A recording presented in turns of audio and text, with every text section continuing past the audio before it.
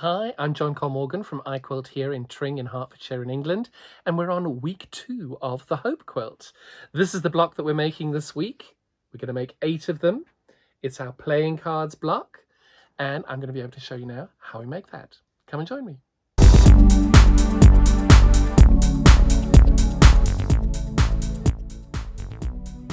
So here we have our 16 squares. Now, obviously, I love my quilter's grid, so I would initially just take this, pop it on quilter's grid, and you'd have perfect points, perfect seams, everything would be perfect, but I'm going to show you how to do this the traditional way. So what we're going to do first is we're going to sew these two together over here, and because we've got exactly the same block, just these two and those two are exactly the same, we are going to be able to carry on doing it duplicated. So as simple as putting these together. We're now just going to sew a 1/4 inch seam all the way down there. Now I am going to cheat a little bit because obviously I'm trying to do a demo for you. I don't want to keep you for too long. So what I'm doing is I know what the pattern is, so I'm going to stitch all the pieces together in a row so you can see. So we've got 2 whites going together. And we're doing that twice, making sure that my whites are the correct way round. Doing a white on white background, you've got to just make sure you get that correct. So now what we're going to do is we're going to make a 4 patch out of all these 4 red squares. So I am jumping a little bit from what the pattern says, forgive me. I'm just trying to make our lives easier for the demo. And then obviously these two, we're going to sew those two together and those two together. You do not have to do it in the way I've just done it. But these things are here to give you a little bit of a trick. A little bit of speeding up. And you can see I've gone a little bit wonky there. Leave my needle down, realign, and we're done. So we've done a blue and a red, red and a red, red and a red, red and a red, white and a white, white and a white, blue and a white, and a blue and a white. And now we're going to press all of these to one side, and that will be to the dark side. So as you can see, I've now stitched these into groups of 2. These 2 are now going to go together, and these 2 are going to go together. Then these 2 are going to go together, and these 2 are going to go together. Now what I've done is I've pressed everything to the dark side or to one side or the other. But what I do is where I've got a dark side there, I then move these together to nest them. Like we did previously in the previous episode, you can then nest those and you can run your fingers along there and feel that everything has nested beautifully. And we now put that through the machine and sew them all together. So different to what I've written in the pattern, I am going to put all of these into 4 patches now, only because you do that in the pattern. But just for the sake of this demo, I'm putting them all together now. And again, I'm nesting them as best I can, making sure that when I've pressed everything, you'll feel when they aren't completely lined on top of each other, and then just do a 1/4 inch seam down the side.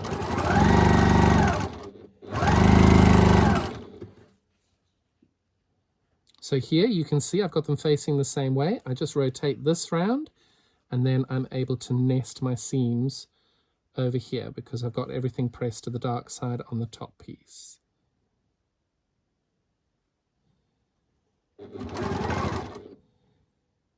Now remember that I'm doing this differently to the pattern. You must do what works for you. So like this as well, you can see my nestings are going in the same direction.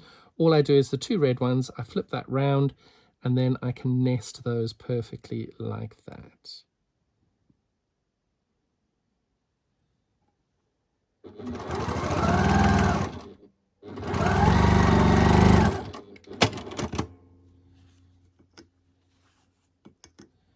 Now with these 4 pieces, I'm going to press everything to the dark side. So now we're going to sew those 2 together and those 2 together. Now before I do the sewing, I think what's important is a lot of people want to use scraps. They want to use a scrappy quilt. They want to do it that way. That is awesome. I can't wait to see them. So what I would always suggest with a scrappy quilt is I always use the same background. I think the background will then soften anything, and any colors you use on it would be really interesting.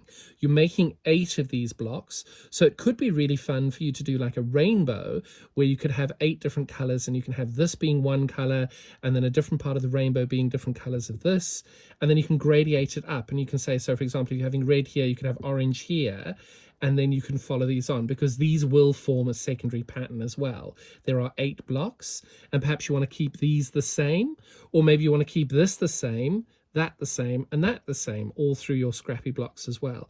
It's entirely up to you how you want to do it, but I do think it's important just to remember that these patterns here will create a secondary pattern through your quilt. So while you're thinking about that, I'm just going to sew these 2 blocks together like this.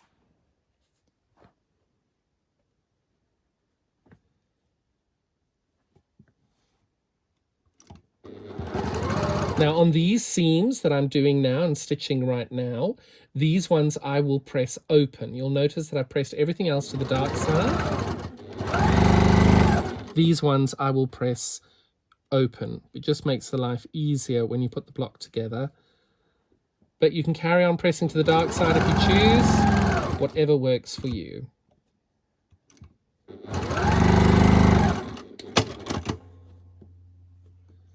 And by that, you'll see I press these seams open. That's the seam I've just done. And then when I sew these 2 together, I press those open, but everything else is closed. Your call. See how you go. As you can see, I press these seams open, which is where we've just sewn. And I'm now, both of them are open. I'm now going to merge these together. Now, the important thing to remember, the bit that is the most important bit to match is this bit here.